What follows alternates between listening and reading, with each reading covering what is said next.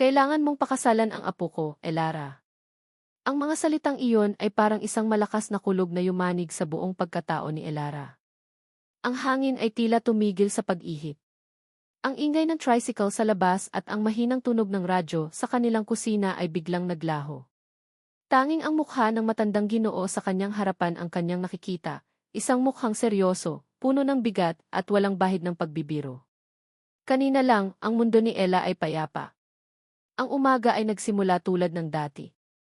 Ang amoy ng bagong lutong tinapay mula sa kanilang maliit na panaderya, ang Pan de Corazon, ang gumising sa kanya. Iyon ang kanyang paboritong pabango sa buong mundo, isang halimuyak ng pagmamahal, pagsisikap, at mga pangarap na simple. Kasama ang kanyang ina, si Aling Sofia, sabay nilang minasa ang harina, hinubog ang bawat piraso ng tinapay na parabang bawat isa'y may sariling kwento. Ang kanilang mga kamay ay sanay na, gumagalaw na may ritmo at pagkakaintindihan na hindi na nangangailangan ng salita. Anak, dagdagan mo ng kaunting keso iyang ensaymada. Paborito iyan ni Aling Nena, sabi ni Aling Sofia, ang kanyang mga mata ay kumikinang sa init na dulot ng pugon at ng pagmamahal. Ngumiti si Ella. Opo, Nay. Para pagdating niya mamaya, mainit-init pa. Iyon ang kanilang mundo. Isang mundong maliit, simple, pero buo at masaya. Ang bawat piraso ng tinapay na kanilang naibibenta ay hindi lang pambili ng kanilang mga pangangailangan, ito ay isang piraso ng kanilang puso na ibinabahagi sa kanilang komunidad sa Batangas. At sa mundong iyon, si Ella ay kontento. Ang pangarap niya ay mapalaki pa ng kaunti ang kanilang panaderya, makabili ng bagong oven, at makasama ang kanyang ina hanggang sa pagtanda. Wala na siyang ibang hihilingin pa. Ngunit ang kapayapaan na iyon ay binasag ng pagdating ng isang sasakyan na hindi nababagay sa kanilang simpleng kalsada. Isang makinang na itim na kotse, mas mahaba at mas malaki kaysa sa anumang sasakyan na nakita na niya sa kanilang lugar. Huminto ito sa tapat mismo ng kanilang panaderya, at ang alikabok na nilikha nito ay tila isang masamang pangitain. Nagkatinginan sila ni Aling Sofia. Sino ang bibisita sa kanila na nakasakay sa ganito? Bumukas ang pinto ng kotse at isang driver na nakauniporme ang bumaba para pagbuksan ang pinto sa likuran. Mula roon ay lumabas ang isang matandang lalaki, nakasuot ng mamahaling barong, ang tindig ay puno ng otoridad at kapangyarihan. Sa bawat hakbang niya palapit sa kanilang pinto, dala niya ang isang bigat na hindi nila maintindihan. Magandang umaga po, bati ng matanda, ang boses ay magalang ngunit mayaman sa karanasan. Ako si Ricardo Montenegro. Hinahanap ko si Elara Santos. Nanlaki ang mga mata ni Aling Sofia. Ang pangalang iyon. Montenegro kayo po ang T. Ako nga, Sofia, sabi ng matanda, isang maliit na ngiti ang sumilay sa kanyang mga labi, ngunit hindi umabot sa kanyang mga mata. Kaibigan ako ng yumaong ama ni Elara. At doon nagsimula ang pagguhit ng isang bagong kabanata sa buhay ni Ella, isang kabanatang hindi niya pinili, hindi niya pinangarap at tiyak na hindi niya gusto. Ngayon, nakaupo siya sa kanilang maliit na sala, kaharap ang makapangyarihang si Don Ricardo Montenegro. Ang tasa ng kape sa lamesa ay nanlalamig na, hindi nagagalaw. Kailangan mong pakasalan ang apo ko, Elara. Inulit ni Ella sa kanyang isip ang mga salita. Pakasalan. Ang apo niya. Isang tao na hindi niya kilala, hindi pa nakikita at siguradong hindi niya mahal. Para siyang binuhusan ng malamig na tubig. Bakit po? Iyon lang ang salitang nagawa niyang mamutawi sa kanyang mga labi. Ang boses niya ay nanginginig. Huminga ng malalim si Don Ricardo, ang kanyang mga mata ay tila naglalakbay sa malayong nakaraan. Ito ay isang pangako, Hija. Isang pangako sa pagitan ng lolo mo at ng aking sarili. Noong mga panahong halos mawala na sa akin ang lahat, ang lolo mo ang tumulong sa akin. Iniligtas niya hindi lang ang aking buhay, kundi ang buong kinabukasan ng aming pamilya. Utang ko sa kanya ang lahat. At bilang kapalit, nagkasundo kami. Isang araw, ang aming mga pamilya ay magiging isa sa pamamagitan mo at ng aking nag-iisang apo, si Kian. Isang utang na loob. Isang pangakong binuo bago pa man siya matutong mangarap para sa sarili. Naramdaman ni Ella ang unti-unting paninikip ng kanyang dibdib. Ang simpleng mundo niya ay biglang gumuho, at ang mga pira-piraso nito ay nagiging mga rehas na bakal na kumukulong sa kanya. Pero matagal na po iyon, katwiran niya, Hinahanap ang anumang salita na maaaring magligtas sa kanya. Hindi po kami magkakilala. Hindi po kami nagmamahalan. Ang pagmamahal ay maaaring matutunan, Hija, malumanay na sabi ni Don Ricardo. Pero ang dangal at ang salita ay hindi dapat binabali. Ang pamilyang Montenegro ay hindi tumatalikod sa isang pangako. Tumingin si Ella sa kanyang ina, naghahanap ng saklolo. Nakita niya ang lungkot sa mga mata ni Aling Sofia, ang sakit ng isang ina na nakikitang nasasaktan ang kanyang anak. Ngunit nakita rin niya ang pag-unawa. Hinawakan ni Aling Sofia ang kanyang kamay. Ang init nito ay pamilyar, ngunit may kasama itong panginginig. Anak, bulong ni Aling Sofia. Ang lolo mo, wala siyang ibang yaman na maipapamana kundi ang kanyang salita at dangal. Ang pangako ay pangako, Ella. Sa mga salitang iyon, naramdaman ni Ella ang huling pag-asa na nawawala. Hindi niya kayang talikuran ang alaala ng kanyang lolo. Hindi niya kayang bigin ang kanyang ina. Ang pagiging masunuring anak at apo ay nakatatak na sa kanyang pagkatao. Tumango siya, hindi dahil gusto niya, kundi dahil iyon ang kailangan. Naramdaman niya ang pagpatak ng isang butil ng luha mula sa kanyang mata, mabilis niyang pinunasan iyon bago pa may makakita. Ang biyahe papuntang Manila ay isang malaking blanko sa kanyang isipan. Ang mga luntiang bukiri ng Batangas ay unti-unting napalitan ng mga nagtataasang gusali ng syudad. Bawat kilometro na kanilang nilalakbay ay naglalayo sa kanya mula sa buhay na kanyang kinalakihan. Ang mansyon ng mga Montenegro ay hindi isang bahay, isa itong palasyo. Malawak, malamig at nakakatakot. Ang bawat sulok ay sumisigaw ng yaman at kapangyarihan, mga bagay na hindi kailanman naging bahagi ng mundo ni Ella. Habang naglalakad siya sa malawak na pasilyo na gawa sa marmol, kasunod si Don Ricardo, pakiramdam niya ay isa siyang dayuhan na naligaw sa ibang planeta. Huminto sila sa harap ng isang malaking pinto. Nandito na ang apo ko, sabi ni Don Ricardo, at sa isang senyas niya ay bumukas ang pinto. At doon, nakita niya ito sa unang pagkakataon. Nakatayo malapit sa bintana, suot ang isang mamahaling suit na perpektong bumagay sa kanyang matipunong katawan. Ang buhok niya ay maayos na nakasuklay, at ang mukha niya ay parang inukit ng isang anghel. Ngunit ang kanyang mga mata ay walang buhay. Malamig. Mapanghusga. Sinuri siya nito mula ulo hanggang paa, at sa tingin pa lang na iyon, naramdaman ni Ella na siya ay isang mumurahing bagay na ipinagbibili. Isang kunot ang nabuo sa noo ng lalaki, na sinundan ng isang mapang-insultong ngisi. Humarap ito kay Don Ricardo, ngunit ang mga mata ay nanatiling nakatutok sa kanya, puno ng pagkasuklam. So, sabi nito, ang boses ay kasing lamig ng yelo. This is the cheap payment for my grandfather's debt. So, this is the cheap payment for my grandfather's debt. Ang mga salitang iyon ay lumabas sa bibig ni Kian na may kasamang lason. Hindi niya napigilan. Sa sandaling makita niya ang babae, simpleng manamit, may bahid ng pagkalito at takot sa mga mata, amoy probinsya, isang nag-aalab na galit ang kumulo sa loob niya. Ito ang babaeng sisira sa lahat ng plano niya. Isang insulto. Isang malaking kabaliwan. Hindi siya pinansin ng babae. Sa halip, ang mga mata nito ay nanatili sa kanyang lolo na para bang naghahanap ng kasagutan. Pero para kay Kian, ang pananahimik nito ay mas malala pa. Para itong isang tupa na walang kaalam-alam na dinadala sa katayan. Kian, mag-ingat ka sa iyong pananalita, mariing saway ni Don Ricardo. Ang boses ay kalmado, ngunit may bigat na kayang magpatigil ng sinuman sa mansyon. Pero si Kian ay hindi sinuman. Siya ang tagapagmana. Ang sihi. Sanay siyang nasusunod ang gusto niya. Hinarap niya ang kanyang lolo, ang panga ay nagtiim sa pagpipigil. Lolo, please. It's the 21st century. Anong klaseng kasunduan ito? Isang pangako na ginawa noong panahon pa ng mga lolo natin? This is insane. May sarili akong buhay. May mga plano ako, sigaw niya, hindi na alintana kung marinig man sila ng mga kasambahay. Ang mga planong iyon ba ay kasama si Bianca Valderrama, ganti ni Don Ricardo, ang mga mata ay matalim na parang kutsilyo. Isang babaeng mas interesado pa sa flash ng kamera, kaysa sa kapakanan ng pamilyang ito. Don't you dare talk about Bianca that way, depensa ni Ken.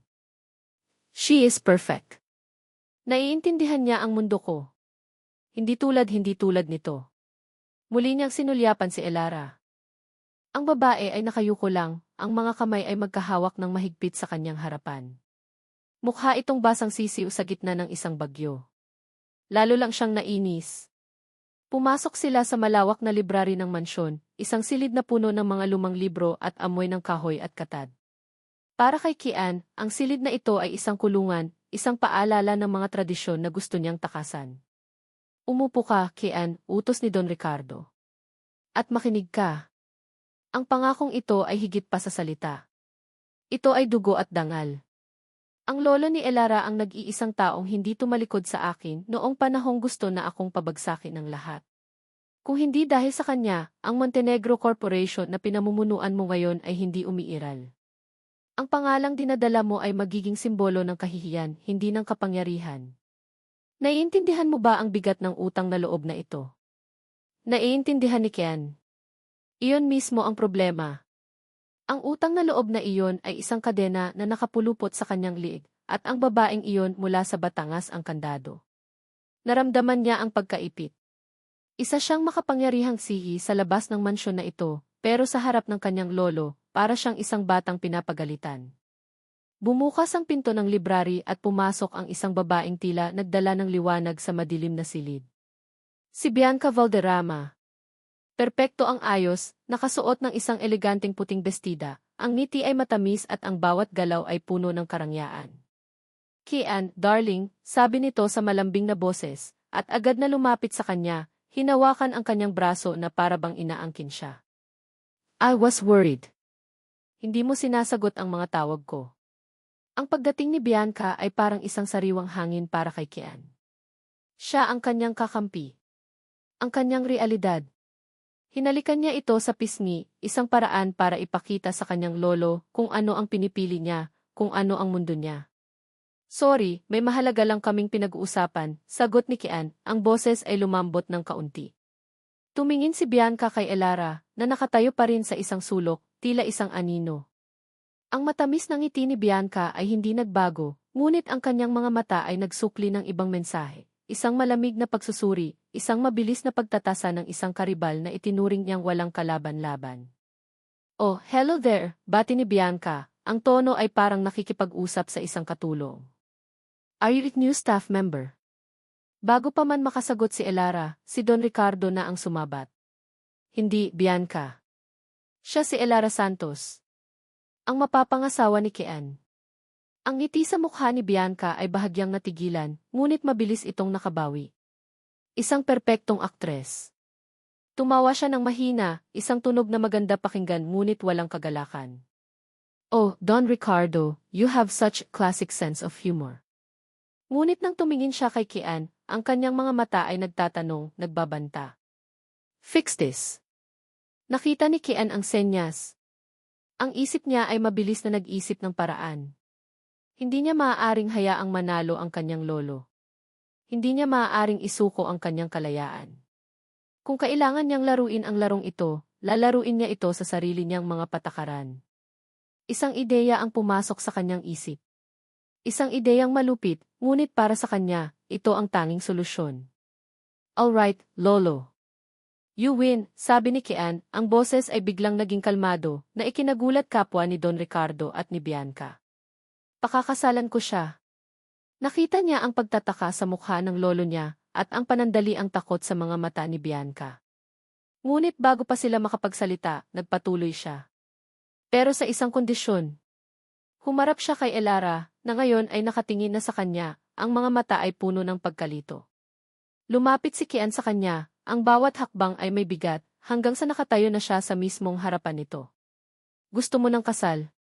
Magpapakasal tayo, sabi niya, ang boses ay mababa at puno ng pagbabanta. Pero hindi ito isang fairy tale. This will be a transaction. A business deal. Tumalikod siya at kinuha ang kanyang cellphone. Isang tawag lang ang ginawa niya sa kanyang abogado. Attorney Reyes, I need you here in 30 minutes. Mag-draft ka ng isang prenuptial at marriage contract. Make it ironclad. And hurry. Habang naghihintay, ang katahimikan sa library ay nakakabingi. Si Don Ricardo ay tahimik lang na nagmamasid, tila sinusuri ang bawat galaw niya. Si Bianca ay nakatayo sa isang tabi, ang perpektong postura ay nagpapakita ng tensyon. At si Elara na natili lang itong nakatayo, ang mukha ay blanko, na para bang iniisip pa rin kung totoo ba ang lahat ng nangyayari. Dumating ang abogado na may dalang mga dokumento. Inilatag ni Kian ang mga ito sa malaking lamisang gawa sa mahogany. Heto ang kasunduan, sabi ni Kian, itinuturo ang mga papel na para bang mga sandata. Pakakasalan kita sa papel. Maninirahan ka dito sa mansyon sa loob ng 1 taon para makita ni Lolo na tinupad ko ang pangako. Sa loob ng 1 taon na iyon, walang pakialamanan. May sarili akong buhay, may sarili kang buhay. Hindi mo ako kakausapin maliban kung kinakailangan. Hindi ka papasok sa opisina ko, sa kwarto ko, o sa anumang parte ng buhay ko na walang pahintulot ko. You will act as Eve wife in front of Esvay grandfather, and nothing more. Huminga siya ng malalim bago sabihin ang huling, pinakamasakit na kondisyon. Pagkatapos ng eksaktong 365 na araw, maghihiwalay tayo. Pipirma ka sa annulment papers ng walang tanong. At bilang bayad sa iyong serbisyo, bibigyan kita ng 10 milyong piso. Sapat na siguro iyon para makabili ka ng 100 panaderya sa probinsya ninyo. Ang bawat salita ay idinisenyo para mang-insulto, para ipamukha sa babae na isa lamang siyang binabayarang kalakal. Inaasahan ni Kian na iiyak ito, magmamakaawa o tatanggi. Ngunit wala sa mga iyon ang nangyari. Kinuha ni Elara ang mga dokumento. Ang mga kamay niya ay bahagyang nanginginig, ngunit ang kanyang mga mata ay determinado. Binasa niya ang bawat linya, ang bawat salita, mula sa simula hanggang sa dulo. Inabot iyon ng halos 10 minuto. Walang nagsalita. Tanging ang tunog lang ng paglipat niya ng pahina ang maririnig. Nang matapos siya, itinaas niya ang kanyang tingin at tumingin diretso sa mga mata ni Kian. Walang luha. Walang takot. Tanging isang nakakabinging kalmaduhan. Kinuha niya ang pluma na nasa ibabaw ng mesa. At sa harap nilang lahat, sa harap ni Don Ricardo, ni Bianca, at ng abogadong naghihintay, buong tapang niyang inilagda ang kanyang pangalan sa ilalim ng kontrata. Pagkatapos, inilapag niya ang pluma at itinulak pabalik ang mga dokumento kay Kian. Ang boses niya, nang sa wakas ay magsalita ito, ay hindi nanginginig. Ito ay matatag at malinaw. Hindi pera ang habol ko, sir, sabi niya, at sa unang pagkakataon, nakita ni Kian ang isang kislap ng apoy sa mga mata nito. Tinutupad ko lang ang pangako ng lolo ko. Pagkatapos ng 1 taon, malaya na tayong dalawa.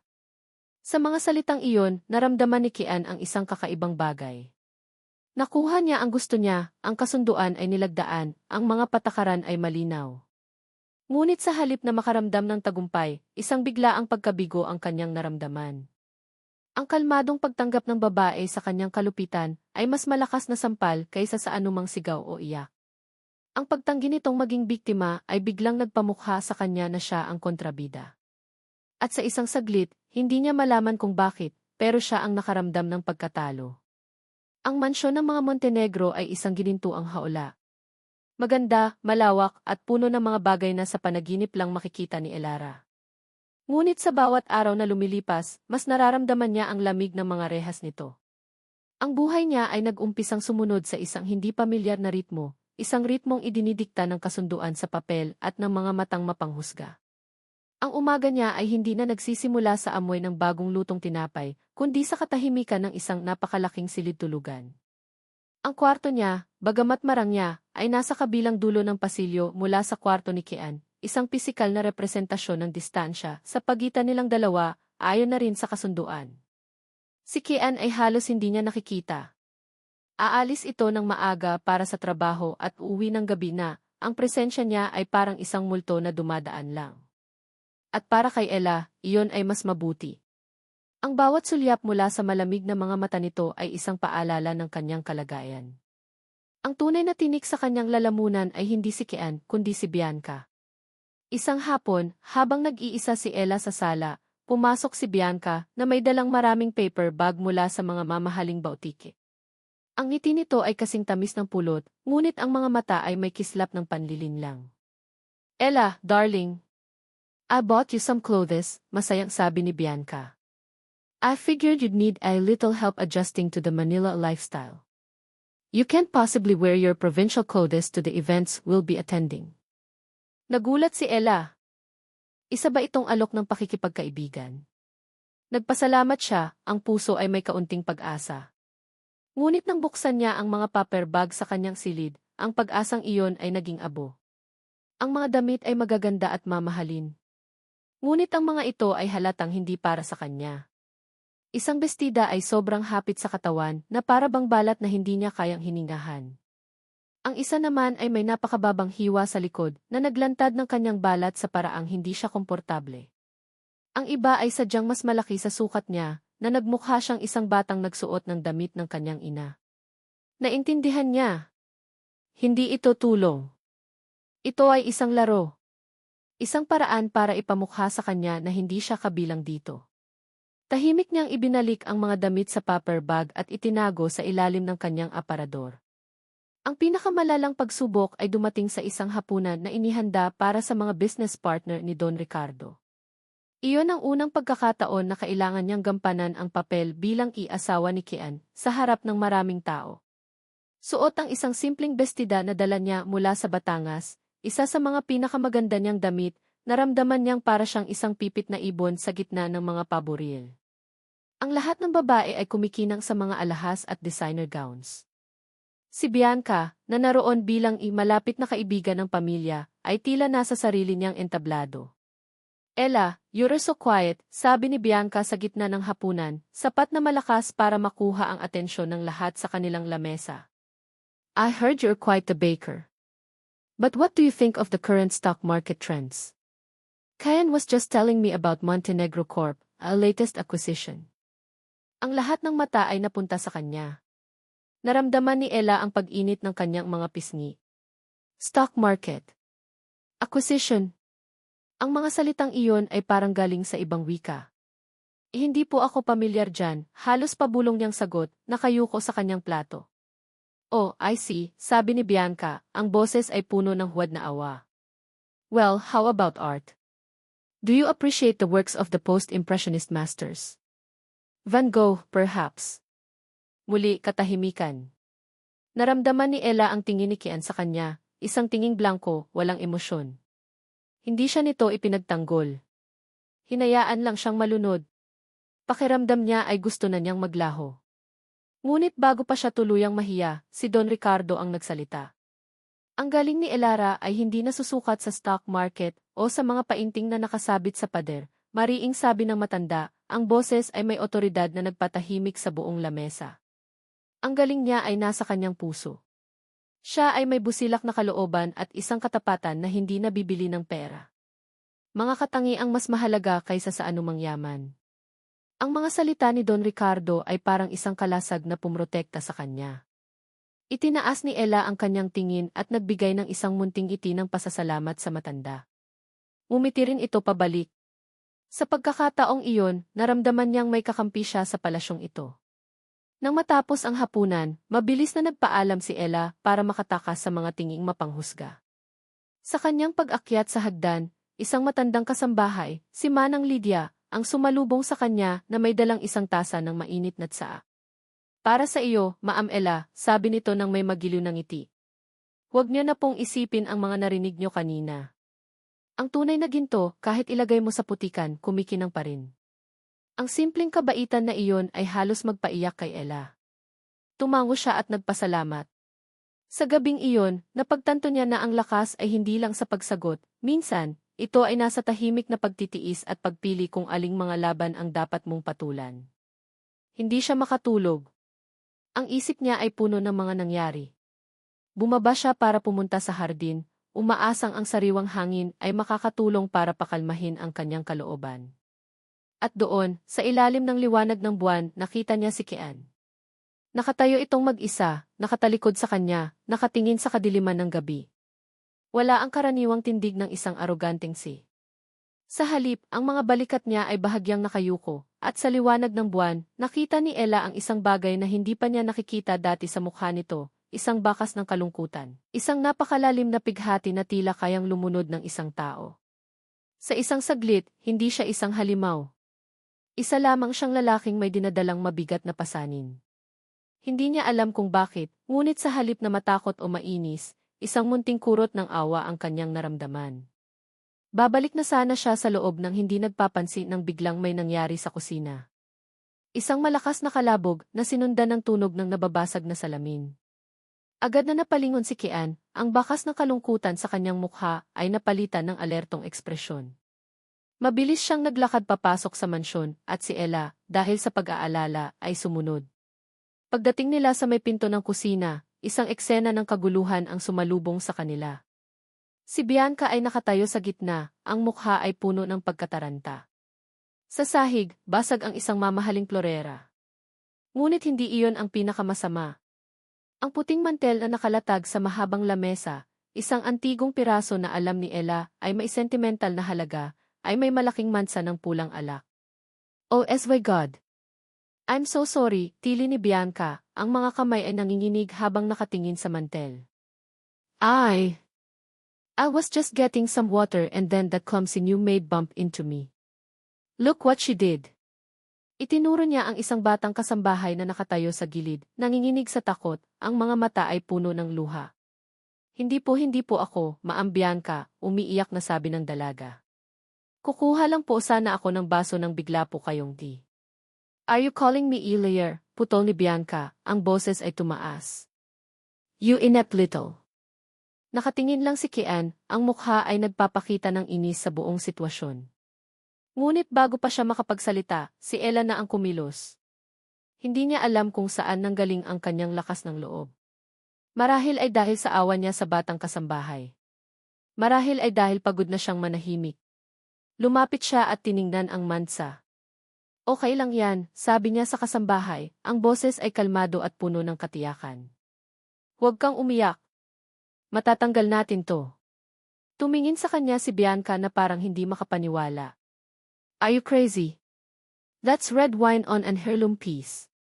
It's ruined. Lolo Ricardo will be furious. Hindi pinansin ni Ella si Bianca. Humarap siya sa batang kasambahay. Kumuha ka ng asin at ng malamig na tubig, dali. Mabilis na sumunod ang dalaga. Kinuha ni Ella ang asin at maingat na ibinuhos sa mansa para sipsipin ang alak. Pagkatapos, gamit ang isang malinis na basahan at malamig na tubig, dahan-dahan niyang tinapik-tapik ang mansa, mula sa gilid papasok sa gitna, para hindi na ito lalong kumalat. Ito ay isang lumang paraan na itinuro sa kanya ng kanyang lola. Ang lahat ay nakatingin sa kanya. Si Bianca, na may halong pagkagulat at inis. Ang mga kasambahay na sumilip na may paghanga. At si Kian, na nakatayo lang sa may pinto, tahimik na nagmamasid. Dahan-dahan, ang kulay pula ay nawawala, nagiging isang mapusyaw na pink, hanggang sa halos hindi na ito makita. Bukas, ibibilad natin ito sa araw na may katas ng kalamansi, sabi ni Ella sa kasambahay. Babantayan ko. Babalik yan sa dati, huwag kang mag-alala. Niyakap siya ng kasambahay sa sobrang pasasalamat. Salamat po, Maam Ella. Salamat po. Sa sandaling iyon, ang mantel ay hindi na lang isang piraso ng tela. Ito ay naging simbolo. Si Bianca, sa lahat ng kanyang yaman at karangyaan, ay nagdulot lamang ng gulo at paninisi. Habang si Ella, sa kanyang simpleng kaalaman at tahimik na paraan, ang nagdala ng solusyon at kapayapaan. Nang iangat ni Ella ang kanyang tingin, nagtama ang kanilang mga mata ni Kian. Sa pagkakataong iyon, wala ang karaniwang pagkasuklam sa tingin nito. Sa halip, may nakita siyang isang bagay na bago, isang kislap ng pagtataka, marahil ay isang pahiwatig ng respeto. Tila sa unang pagkakataon, nakita siya ni Kian hindi bilang isang bayad utang, kundi bilang isang tao. Ngunit ang sandaling iyon ay biglang naputol. Humarap si Bianca kay Kian, ang mukha ay nagpapanggap na nasasaktan. Kian, darling, look at my dress. It's stained too. This is a disaster. Ngunit sa likod ng mga salitang iyon, ang tingin na ibinigay niya kay Ella ay puno ng galit, isang tahimik na pagbabanta na mas malamig pa kaysa sa yelo. Isang babala na nagsasabing, this isn't over. Isang impyerno na gawa sa seda at pagkukunwari. Iyon ang tanging paraan na mailalarawan ni Kian ang charity fashion show na ito. Ang mga ilaw na kumukutitap, ang malakas na tugtog na dumadagundong sa kanyang dibdib, ang mga taong nagpapalitan ng mga peking ngiti, lahat ng ito ay parte ng mundo ni Bianca. Isang mundong kinailangan niyang pasukin, ngunit hindi niya kailanman naramdaman na siya'y kabilang. Napilitan siyang isama si Elara, sa utos na rin ng kanyang lolo para mapanatili ang tamang imahe. Nakaupo ito ngayon sa tabi niya, tahimik na para bang isang estatwa, suot ang isa sa ilang disenteng bestida na dala nito. Kitang-kita ang pagkakaiba niya sa mga babaeng nakapaligid sa kanila. Habang ang iba ay abala sa pagpapakitang gilas, si Elara ay kontento na sa pagmamasid, na para bang isa siyang manonood sa isang pelikulang hindi niya maintindihan. Hindi maalis sa isip ni Kian ang nangyari sa kusina ilang gabi na ang nakalipas. Ang paraan kung paano hinarap ni Ella ang gulo. Ang kalmadong pagliligtas niya sa mantel na iyon. Ang tapang sa mga mata nito nang sabihin niyang hindi pera ang habol niya. Ang babaeng iyon ay isang malaking kontradiksyon sa unang impresyon niya. Siya ay isang palaisipan na, sa kabila ng kanyang pagkainis, ay unti-unting pumupukaw sa kanyang interes. "Darling, I have to go backstage. The final is about to start," bulong ni Bianca, hinalikan siya sa pisngi bago umalis. "Watch me shine." Napabuntong hininga na lang si Kian. Makalipas ang ilang minuto, ang maayos na daloy ng palabas ay biglang nagambala. May narinig siyang mga bulungan. Ang mga staff ay nagkakagulo. Isang pakiramdam ng kaguluhan ang nagsimulang kumalat mula sa backstage. "Excuse me," sabi ni Kian kay Elara, at tumayo siya para alamin kung ano ang nangyayari. Ang eksena sa backstage ay purong kaguluhan. Ang mga modelo ay nag-aalala, ang mga staff ay nagpapanik. At sa gitna ng lahat, nandoon si Bianca, ang mukha ay namumula sa galit at pagkataranta. "This is a disaster. An absolute disaster," sigaw niya, itinuturo ang isang umiiyak na babae, ang pinakapangunahing modelo ng gabi. "Look at the dress. It's ruined." Tiningnan ni Kian ang damit. Ang final gown, isang mamahaling likha, ay may malaking punit sa may tahi sa gilid. Imposibleng maisuot ito sa entablado. "It's the designer's fault. This is cheap material. I will sue them," patuloy na sigaw ni Bianca. Ang kanyang reaksyon ay tila mas para sa palabas kaysa sa paglutas ng problema. Naghahanap siya ng masisisi, hindi ng solusyon. Dito na unawaan ni Kian. Ang pagkataranta ni Bianca ay hindi totoo. Ito ay isang pag-arte. Isang performative na galit para ilayo ang sisi sa kanya bilang organizer. Nakita niya na ito dati sa mga board meetings, ang sining ng paglilipat ng sisi. Pero sa pagkakataong ito, parang ang lahat ay peke. At sa gitna ng kaguluhang iyon, nakita niya si Elara. Lumapit ito sa umiiyak na modelo, hindi sa paraang nakikisimpatya, kundi sa paraang sinusuri ang problema. "Pwede ko bang tingnan?" mahinang tanong ni Ella sa taga-disenyo, na halos himatain na sa hiya. "Wala na tayong magagawa. We're running out of time," sabi ng stage director. "Give her 5 minutes, biglang sabi ni Kian. Hindi niya alam kung bakit niya sinabi iyon. Marahil ay dala ng kuryosidad.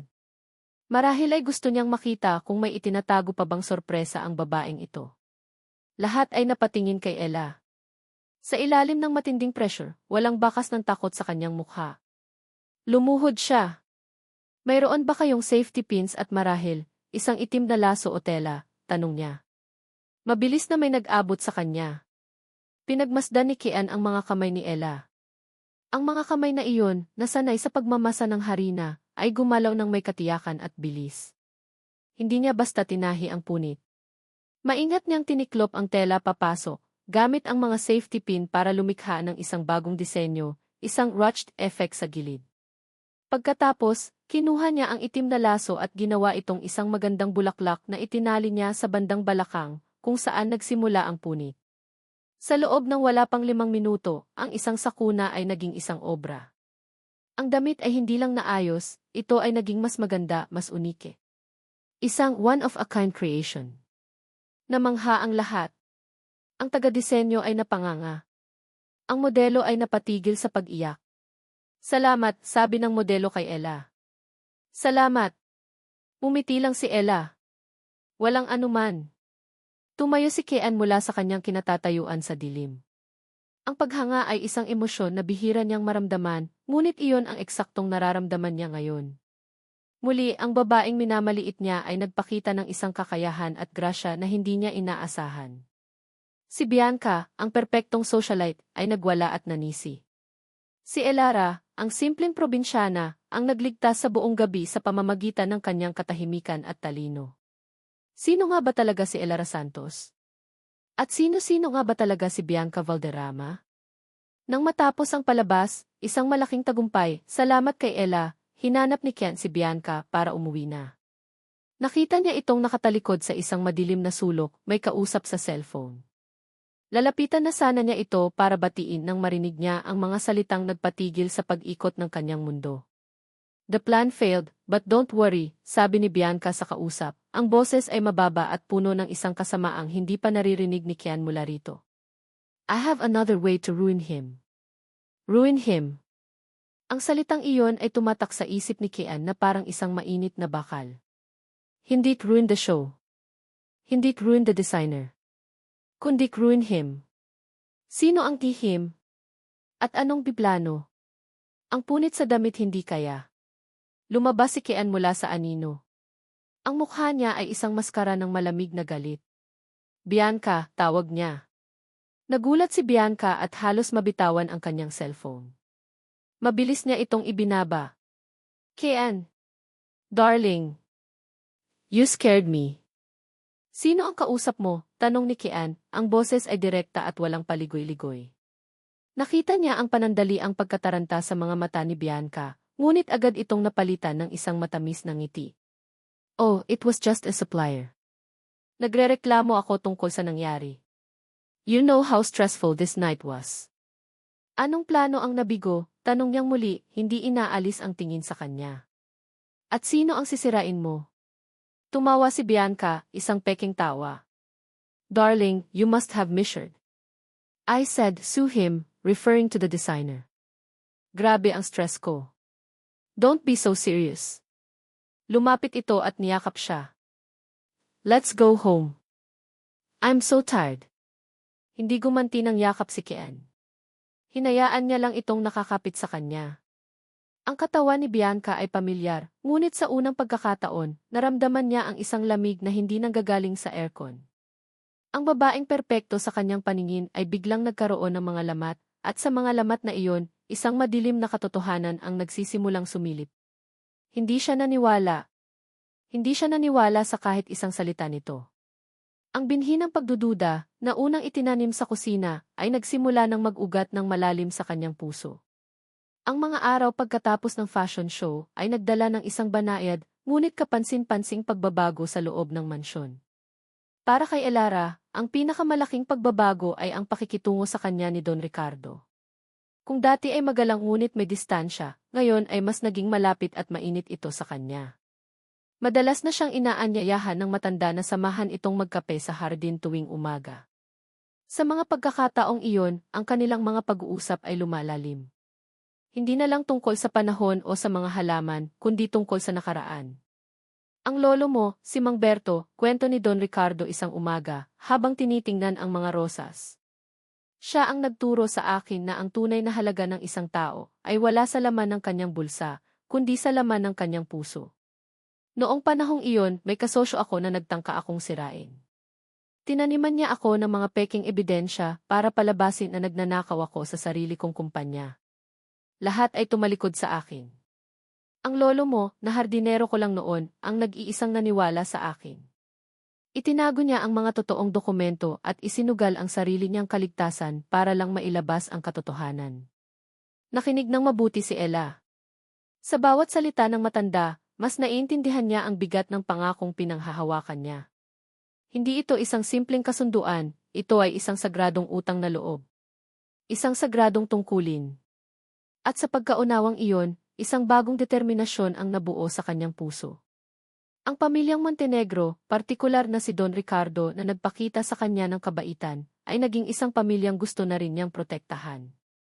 Dahil sa determinasyong ito, nagsimula siyang maging mas mapagmasid, lalo na kay Bianca.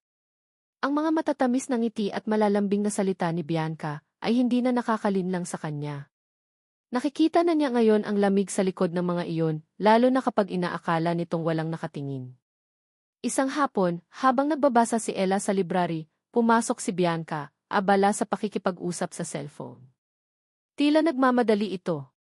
"I told you, I'll handle it," narinig niyang iritableng sabi ni Bianca sa kausap. "Just make sure everything is ready on your end. I need to get out of here. See you in 30. Mabilis nitong ibinaba ang tawag at nagmamadaling kinuha ang kanyang bag sa ibabaw ng isang mesa. Sa pagmamadali nito, hindi niya napansin na may isang maliit na bagay na nahulog mula sa kanyang bag at gumulong sa ilalim ng isang makapal na karpet malapit sa kinaroroonan ni Ella. Mabilis na nawala si Bianca sa pinto. Naghintay si Ella ng ilang sandali bago lumapit. Sinilip niya kung ano ang nahulog. Isang itim na VGA flash drive. Simple lang, walang anumang marka. Maaari itong ibalik na lang niya o iabot kay Kian. Ngunit isang kutob ang nagsasabi sa kanya na may mali. Ang pagmamadali ni Bianca, ang iritadong boses nito sa telepono, ang lahat ay tila konektado. Dala ang SSD, umakyat siya sa kanyang silid. Mayroon siyang lumang laptop na dala niya mula sa Batangas. Nanginginig ang mga kamay niya habang isinasaksak ang SSD. "Ano ba itong ginagawa ko?" tanong niya sa sarili. Pakikialam ito. Ngunit mas malakas ang tinig na nagsasabing kailangan niyang malaman. Nang bumukas ang folder ng SSD, nanlaki ang kanyang mga mata. Ang laman nito ay hindi mga personal na litrato o dokumento ni Bianca. Ang laman nito ay mga file na may pangalang E. Montenegro Corp. NI-4 Financial Projections, Project Titan, Blueprint, Board Members' Confidential Profiles. Ang puso niya ay nagsimulang tumibok ng mabilis. Ito ang mga sikreto ng kumpanya. Bakit nasa pag-iingat ito ni Bianca? Nagpatuloy siya sa pag-browse at doon, sa isang hiwalay na folder, nakita niya ang isang pangalan na nagpatindig ng kanyang mga balahibo, Marco Imperial. Naalala niya ang pangalang iyon mula sa mga usapan ni Don Ricardo. Si Marco Imperial ang ECC ng Imperial Holdings, ang pinakamalaking karibal ng Montenegro Corporation. Binuksan niya ang folder. Ang laman nito ay mga email correspondence sa pagitan ng isang email address na halatang kay Bianca at ng isang taong nagngangalang Kiki. Ang mga email ay naglalaman ng mga detalyadong plano kung paano gagamitin ang mga impormasyon mula sa Montenegro Corp. Para sa isang key hostile takeover. Nanlamig ang buong katawan ni Ella. Si Bianca ay isang espiya. Isang traitor.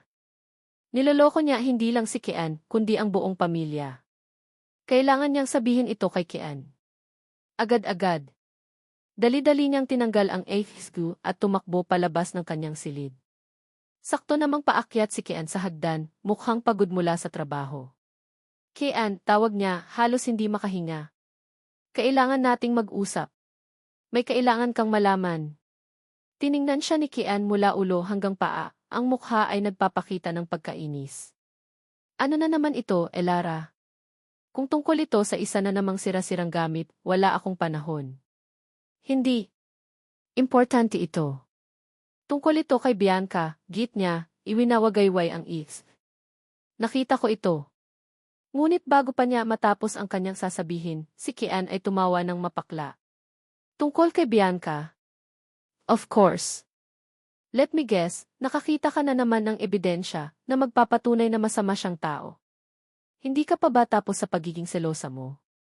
"Hindi ako nagsiselos," depensa ni Ella, nasasaktan sa paratang nito. "Nakita ko ang laman nito. May mga plano siya laban sa kumpanya. Laban sa pamilya mo." Hinilot ni Kian ang kanyang sentido. "Elara, stop it. I'm tired. I don't have time for your provincial dramas and conspiracy theories. Whatever you think you found, you're probably just misunderstanding it. Just leave it alone." Tumalikod ito at nagsimulang maglakad papunta sa kanyang silid, iiwanan na naman siyang mag-isa. Ang pakiramdam ng pagiging bigo ay bumalot sa kanya.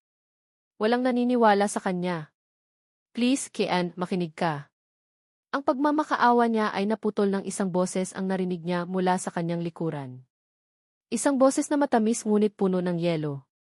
"Is there a problem here?" Napalingon si Ella. Nakatayo doon si Bianca, na halatang kararating lang uli. Nakita nito ang ESB sa kamay ni Ella. Ang matamis na ngiti sa mukha ni Bianca ay dahan-dahang naglaho, napalitan ng isang ekspresyon na hindi pa nakikita ni Ella dati, isang purong, walang halong pagbabanta. I believe, sabi ni Bianca, ang bawat salita ay mabagal at malinaw, that you're holding something of mine. Lumapit ito, hindi inaalis ang tingin sa mga mata ni Ella. Stay out of what you don't understand, probinsyana, bulong nito, sapat lang para marinig nilang dalawa. Or you'll regret ever setting foot in Manila. Stay out of what you don't understand, probinsyana. Or you'll regret ever setting foot in Manila. Ang mga salitang iyon, kahit pabulong, ay tumago sa pandinig ni Kian. Nakita niya ang takot sa mga mata ni Elara at ang panandali ang pagwawagi sa mukha ni Bianca bago ito muling ngumiti ng matamis. Kinuha ni Bianca ang HD mula sa kamay ni Elara at humarap sa kanya. Silly me, keep misplacing this. It's for the charity event's financial report, paliwanag ni Bianca, ang boses ay kalmado na ulit. Thank you for finding it, Ella. Ngunit hindi na naniwala si Kian. Ang pagbabanta ay malinaw. Ang pag-arte ay halata. At ang pagtanggi niyang pakinggan si Elara kanina ay biglang bumigat sa kanyang konsensya na parang isang malaking bato. Kinabukasan, hindi mapakali si Kian sa kanyang opisina. Ang mga salita ni Elara, may mga plano siya laban sa kumpanya, ay paulit-ulit na tumatakbo sa kanyang isip. Ang pag-uusap ni Bianca sa telepono sa fashion show. Ang pagbabanta nito kay Elara. Ang lahat ng ito ay mga piraso ng isang palaisipan na ayaw niyang buuin dahil natatakot siya sa kung ano ang kalalabasan. Ngunit ang pagiging isang sihi ay nagturo sa kanya ng isang bagay, harapin ang katotohanan, gaano man ito kasakit. Hindi na niya maaaring baliwalain ang mga senyales. Tinawagan niya ang isang pribadong investigador na pinagkakatiwalaan niya. Isang tao na sanay sa maruruming laro ng corporate world. I need you to look into someone for me, sabi ni Ken sa telepono, ang boses ay mababa at seryoso. Bianca Valderrama. I want to know everything. Who she talks to, where she goes. Everything. Ang mga sumunod na araw ay isang pagpapahira. Nagpanggap siyang normal sa harap ni Bianca, ngunit ang bawat ngiti nito, ang bawat paghawak sa kanya, ay nag-iiwan ng isang malamig na pakiramdam. Kasabay nito, ang pakikitungo niya kay Elara ay nagbago. Hindi na niya ito magawang tingnan ng may pagkasuklam. Sa halip, nakikita niya ang isang babaeng nagtangkang magbigay ng babala, ngunit ipinagtabuyan lang niya. Isang malaking pagsisisi ang nagsimulang mamuo sa kanyang dibdib. Ang resulta ng investigasyon ay dumating makalipas ang isang linggo, sa isang Manila envelope na iniwan sa kanyang mesa. Nag-atubili si Kian na buksan ito. Bahagi niya ay gustong maniwala na nagkamali lang siya, na paranoid lang siya. Ngunit ang mas malaking bahagi niya ay kailangang malaman ang totoo. Binuksan niya ang envelope. Ang laman nito ay isang serye ng mga litrato. Si Bianca, nakikipagkita sa isang pamilyar na lalaki sa isang mamahaling restaurant. Ang lalaki ay si Marco Imperial. Hindi ito isang simpleng pagkikita. Ang paraan ng pag-uusap nila, ang pag-abot ni Bianca ng isang dokumento kay Marco, lahat ay nagpapatunay ng isang lihim na ugnayan. Kasunod ng mga litrato ay isang transcript ng mga na-record na pag-uusap. Binasa ni Kian ang mga salita, at sa bawat linya, ang mundo niya ay gumuho. Bianca, the old man is starting to trust the probinsyana. She's becoming the problem. Marco, then get rid of her. Create a scandal. Make her look like a gold digger. The Montenegros hate scandals. Bianca, don't worry. As soon as I get Kian to marry me, I'll have access to everything.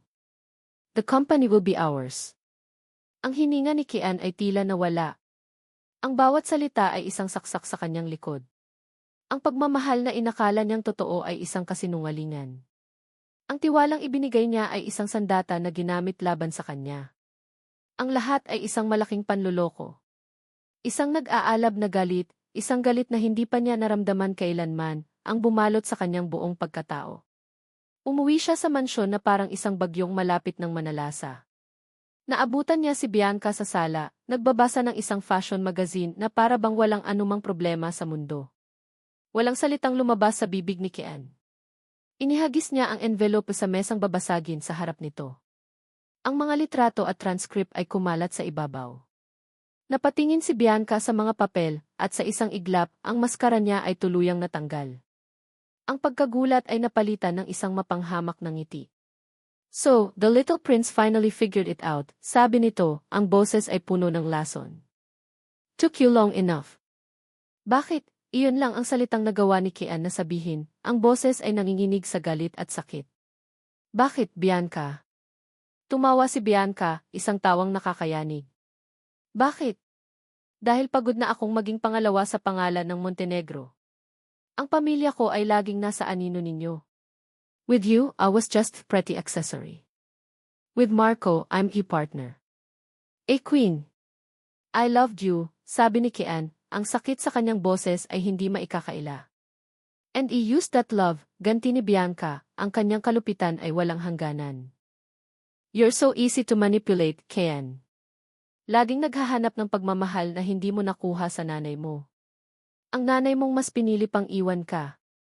Don't dare talk about the mother, sigaw ni Kian, ang sakit ng nakaraan ay muling bumukas na parang isang sariwang sugat. Sa gitna ng kanilang sigawan, bumukas ang vihi sa sala. Isang breaking news. Isang larawan ni Elara ang nasa screen na may headline na, Probinsya ng Gold Digger, niloloko dyan sa pamilyang Montenegro. Kasabay nito, isang kasambahay ang tumakbo papasok, umiiyak. Sir Kian. Si Don Ricardo po. Inatake sa puso. Tinawagan na po namin ang ambulansya. Lahat nangyari ng sabay-sabay. Ang panloloko. Ang eskandalo. Ang sakit ng kanyang lolo. Ang buong mundo ni Kian ay gumuho sa isang iglap. Ang lahat ng pinakaiingatan niya ay nasisira. All is lost. Nawala siya sa sarili. Isang bulag na galit at desperasyon ang nagtulak sa kanya. Kailangan niyang makatakas. Kailangan niyang makahinga. Tumakbo siya palabas at sumakay sa kanyang kotse, pinaandar ito ng walang patutunguhan. Ang mga imahe ay naglalaro sa kanyang isip, ang mukha ni Bianca, ang mukha ni Marco, ang mukha ng kanyang lolo, at ang mukha ni Elara, na sinubukan siyang bigyan ng babala. Kasalanan ko ito. Kasalanan ko ang lahat. Habang mabilis niyang pinapatakbo ang sasakyan sa kalsada, bigla siyang napapreno. Sa di kalayuan, sa ilalim ng isang poste ng ilaw, nakita niya si Elara. Nakatayo sa gilid ng kalsada, napapalibutan ng mga reporter na kumukuha ng litrato at sumisigaw ng mga tanong. Ang mukha ni Ella ay puno ng takot at pagkalito, nalilito sa biglaang atake. Nang walang pag-iisip, bumaba si Kian sa kotse. Elara! Lumingon si Ella sa kanya. At sa sandaling iyon, isang malakas na busina ang umalingaw-ngaw. Isang truck na tila nawala ng preno ang mabilis na paparating sa direksyon kung nasaan si Ella. Ang lahat ay nangyari ng napakabilis. Ang instinct ni Kian ang nagpatakbo sa kanya. Walang pag-aalinlangan. Walang takot. Ang tanging nasa isip niya ay iligtas ang babaeng sinaktan niya, ang babaeng hindi niya pinakinggan. Itinulak niya si Ella palayo sa daan. Kian, sigaw nito. Naramdaman ni Kian ang malakas na pagtama. Ang tunog ng nabasag na salamin at nayuping metal ay dumagundong sa kanyang pandinig. Isang matinding sakit ang gumapang sa kanyang buong katawan. Ang huling imahe na nakita niya bago siya lamunin ng kadiliman ay ang mukha ni Elara, puno ng takot at pag-aalala, sumisigaw ng kanyang pangalan. At sa gitna ng sakit, isang realisasyon ang tumama sa kanya. Siya ang mahalaga. Ang amoy ng ospital, isang pinaghalong amoy ng antiseptic, gamot, at takot, ang gumising kay Elara mula sa kanyang pagkakatulala. Nakaupo siya sa isang malamig na upuang plastik sa labas ng emergency room. Ang kanyang mga kamay ay nanginginig pa rin, ang kanyang damit ay may mga mansa ng alikabok mula sa kalsada. Ang sigaw niya ng pangalan ni Kian ay tila nananatili pa ring nakabara sa kanyang lalamunan.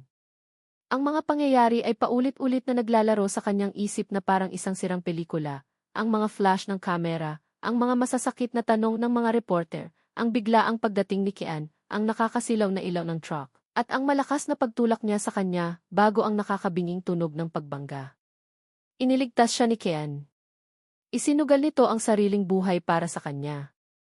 Ang lalaking minsang tumawag sa kanya na cheap payment ay ang siya ring nagligtas sa kanya. Ang isiping iyon ay isang malaking alon na humampas sa kanyang puso, tinatangay ang lahat ng natitira niyang galit at hinanakit, at nag-iiwan lamang ng isang malalim na pag-aalala. Ilang oras ang lumipas na parang isang kawalang hanggan. Sa wakas, isang doktor ang lumabas mula sa operating room. Pamilya ni Enrique Kian Montenegro. Mabilis na tumayo si Ella. Ako po. Asawa niya po ako. Sa unang pagkakataon, sinabi niya ang mga salitang iyon hindi dahil sa isang kontrata, kundi dahil iyon ang nararamdaman niyang tama. Sa harap ng posibleng kamatayan, ang lahat ng kasunduan sa papel ay nawala ng halaga. Stable na ang pasyente, sabi ng doktor. He sustained multiple fractures and a severe concussion. Malakas ang pagkakabangga. But he's strong. He will pull through. Swerte siya at naitakbo agad dito. Nakahinga ng maluwag si Ella, ang mga tuhod ay halos bumigay sa sobrang relief. Pwede ko na po ba siyang makita? Dinala siya sa isang private room. Nakahiga si Kian sa kama, napapalibutan ng mga makina na marahang tumutunog. Ang mukha niya ay may mga galos, ang isang braso ay nakakast, at may benda sa kanyang ulo. Ngunit humihinga siya. Buhay siya. Umupo si Ella sa silya sa tabi ng kama. Hinawakan niya ang kamay ni Kian na hindi nasaktan. Malamig ito. Sa katahimikan ng silid, tanging ang mahinang tunog ng mga monitor ang maririnig. Ang makapangyarihang sihi na kinatatakutan ng marami ay ngayon ni mukhang mahina at walang kalaban-laban. Sa labas ng ospital, alam niyang nagkakagulo ang media. Ang eskandalo tungkol sa kanya, na sinundan ng aksidente ni Kian, ay siguradong headline sa lahat ng balita. Maya-maya, dumating ang ilang security personnel ng mga Montenegro, hinarangan ang labas ng silid para sa privacy. Isang assistant ni Kian ang nag-abot sa kanya ng isang bag na may malinis na damit at ilang personal na gamit. Pinapasabi po ni Don Ricardo na magpagaling daw po si Sir Kian, sabi ng assistant. Okay na po si Don. Nakausap na po niya ang mga doktor. Nagpapahinga na lang po siya. Gumaan ang loob ni Ella nang malaman iyon. Ngunit pinili niyang manatili sa tabi ni Kian. Ito ang kailangan niyang gawin. Sa loob ng 2 araw, hindi siya umalis sa tabi nito. Siya ang nagpupuna sa noo nito, nakikipag-usap sa mga nurse, at tinitiyak na ang lahat ay maayos. Sa gabi, kapag ang ospital ay tahimik na, binabantayan niya lang ito habang natutulog. Sa ikalawang gabi, nagsimulang maging hindi mapakali si Kian sa kanyang pagkakatulog. Nagsimula siyang managinip. Masori po, Ti. Narinig ni Ella ang mahinang bulong. Lumapit siya. Pawis na pawis si Kian, ang mukha ay nagpapakita ng matinding sakit na hindi pisikal. Kasalanan ko. Ma, sorry. Nag-away tayo. Hindi ko sinasadya. Ang mga salita ay pira-piraso, ngunit sapat na para buuin ni Ella ang isang larawan ng matagal ng kirot. Ang pag-aaway.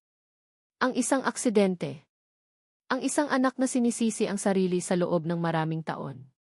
Sa wakas, naintindihan na niya. Ang pader na binuo ni Kian sa paligid niya. Ang galit niya sa mundo.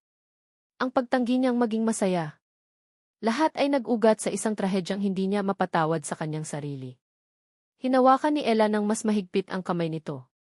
Hindi mo kasalanan, Kian, bulong niya, kahit alam niyang hindi siya nito naririnig. Hindi mo kasalanan. Kinabukasan, dahan-dahang iminulat ni Kian ang kanyang mga mata. Ang unang bagay na nakita niya ay si Elara, na nakatulog sa silya habang hawak pa rin ang kanyang kamay. Ilang sandali siyang nakatitig dito. Ang buhok nito ay bahagyang magulo, may madilim na bilog sa ilalim ng mga mata nito dahil sa pagod. Ngunit sa paningin ni Kian, ito ang pinakamagandang tanawin sa buong mundo.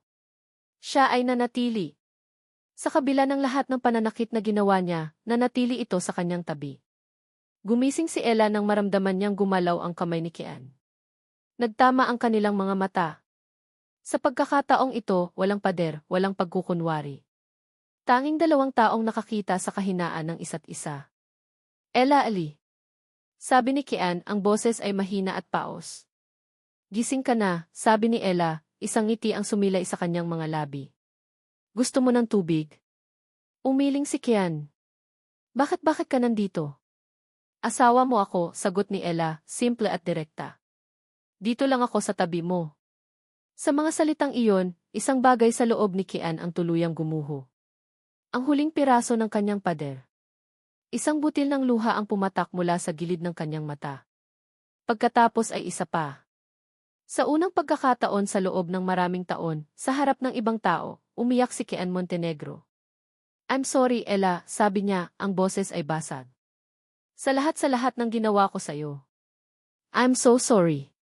Hindi nagsalita si Ella. Kumuha lang siya ng panyo at marahang pinunasan ang mga luha nito. Ang simpleng gesto na iyon ay naglalaman ng lahat ng pagpapatawad at pag-unawa na kailangan niya. Alam ko na ang lahat, sabi ni Kian.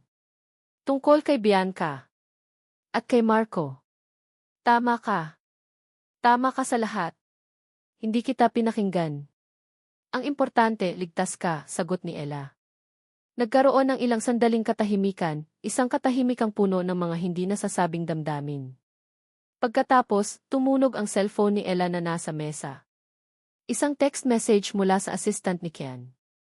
Binasa ito ni Ella at ang kanyang mukha ay biglang naging seryoso. Ano yan? Tanong ni Kian.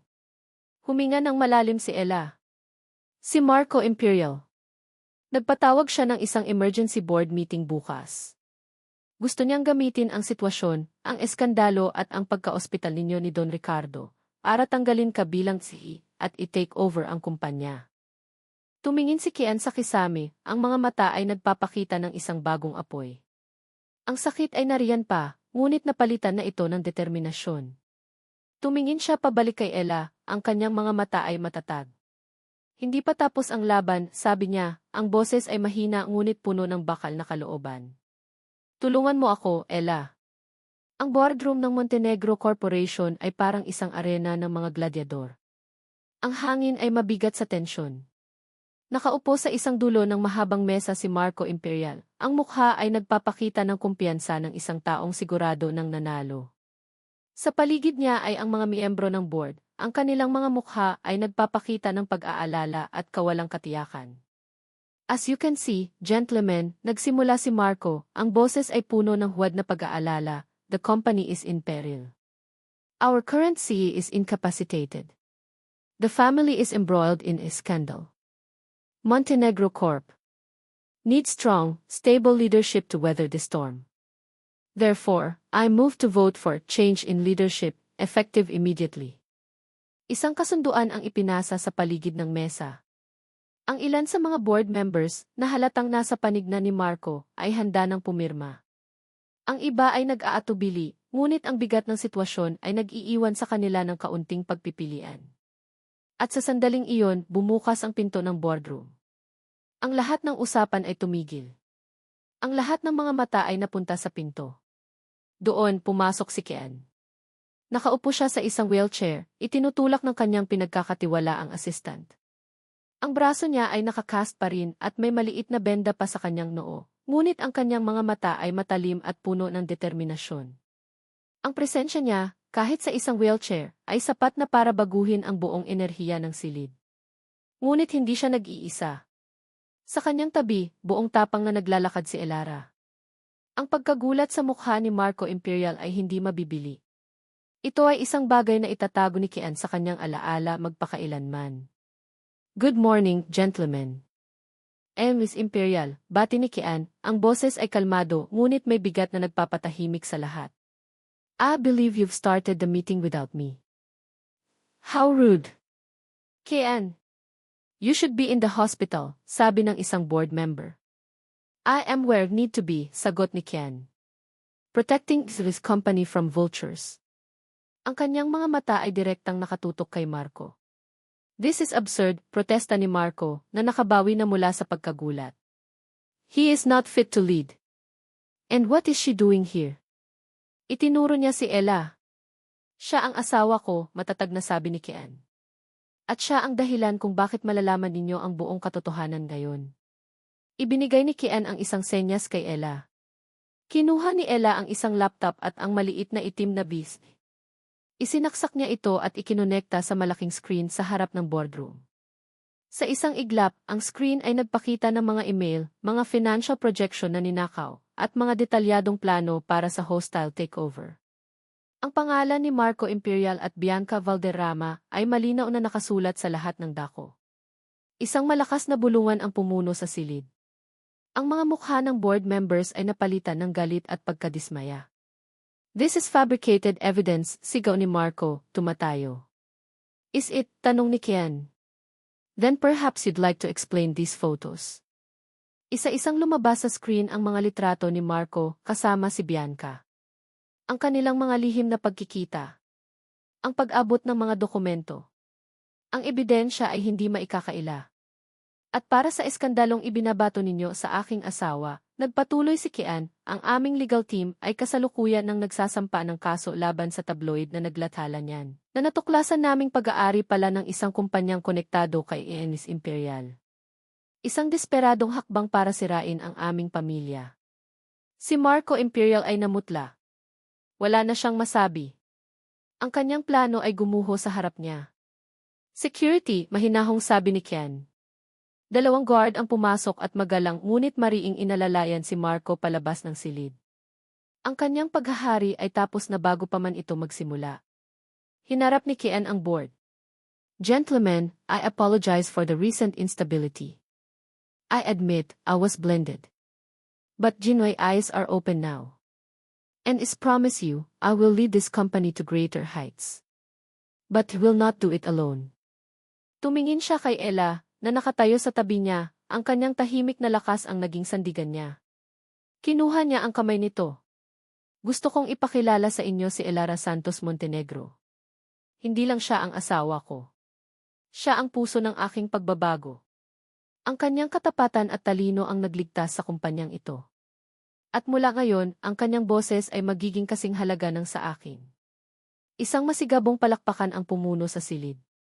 Sa unang pagkakataon, ang palakpak ay hindi para sa CEO na mayaman at makapangyarihan, kundi para sa isang lalaking natutong magpakumbaba at sa isang babaeng nagpakita ng tunay na katapangan. Makalipas ang ilang buwan, ang hangin ay hindi na amoy antiseptic, kundi amoy ng sariwang tinapay at ng dagat. Bumalik sila sa Batangas. Ang team gitid ni Ella, ang Tipan de Corazon, ay mas malaki na ngayon, ngunit ang init at pagmamahal sa loob nito ay hindi nagbago. Si Don Ricardo, na tuluyan ng magaling, ay masayang nakikipagkwentuhan sa ina ni Ella, si Aling Sofia.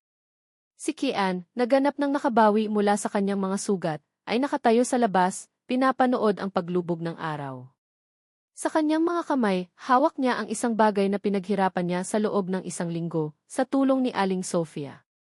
Lumabas si Ella mula sa panaderya, pinupunasan ang kanyang mga kamay sa apron.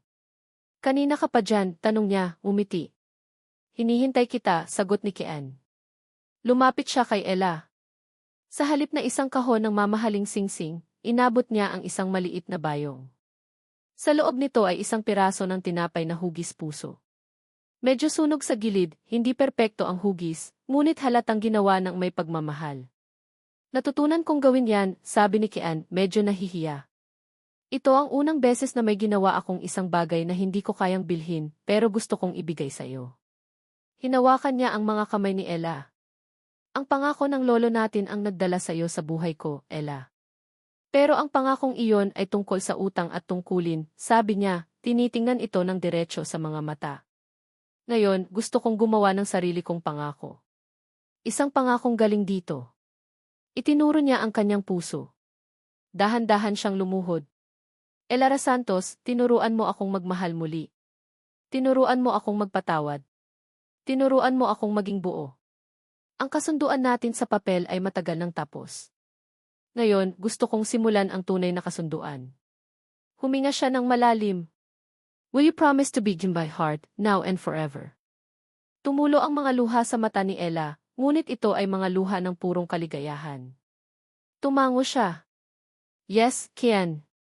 Is promise." Isinuot ni Kian sa daliri nito ang isang simpleng singsing na may maliit na bato, isang singsing na pinili niya hindi dahil sa presyo, kundi dahil sa sinisimbolo nito. Isang bagong simula. Isang tunay na pangako. Niyakap nila ang isa't isa ng mahigpit habang ang araw ay tuluyang lumubog sa abot tanaw, ipinipinta ang langit ng mga kulay ng pag-asa at walang hanggang pag-ibig. At dito nagtatapos ang kwento ni Kian at Elara, sa isang pangakong hindi na isinulat sa papel, kundi isinulat sa kanilang mga puso. Isang taos pusong pasasalamat sa iyo, aming mahal na tagapakinig, sa iyong pagsubaybay at paglalakbay kasama namin sa bawat kabanata ng kanilang pag-ibigan. Ang pagsulat ng kwentong ito ay isang paglalakbay din para sa akin. Isang paglalakbay sa mundo ng mga kontrata at kasunduan, ng mga lihim at kasinungalingan, ngunit higit sa lahat, sa mundo ng pagpapatawad at ng pag-ibig na kayang maghilom ng pinakamalalim na sugat. Nais naming iparating sa pamamagitan ni Kian at Ella na ang tunay na pag-ibig ay hindi laging nagsisimula sa matamis na paraan. Minsan, ito ay nabubuo mula sa mga di pagkakaunawaan, sa mga pader na ating itinatayo upang protektahan ang ating mga sarili. Ngunit kapag tayo ay natutong magpatawad, hindi lamang sa iba, kundi pati na rin sa ating mga sarili, doon natin natatagpuan ang isang pag-ibig na tunay, matatag at panghabang buhay. Naway ang kanilang kwento ay magsilbing isang paalala na sa kabila ng mga pagsubok at sakit, laging may pag-asang naghihintay, at ang bawat puso, gaano man kasugat, ay may kakayahang umibig muli. Hanggang sa muli nating pagkikita sa susunod na kwento. Maraming salamat sa iyong pakikinig. Kung ang kwentong ito ay umantig sa iyong puso, inaanyayahan ka naming ibahagi ang iyong mga saloobin sa comment section sa ibaba. Nais naming marinig ang iyong boses.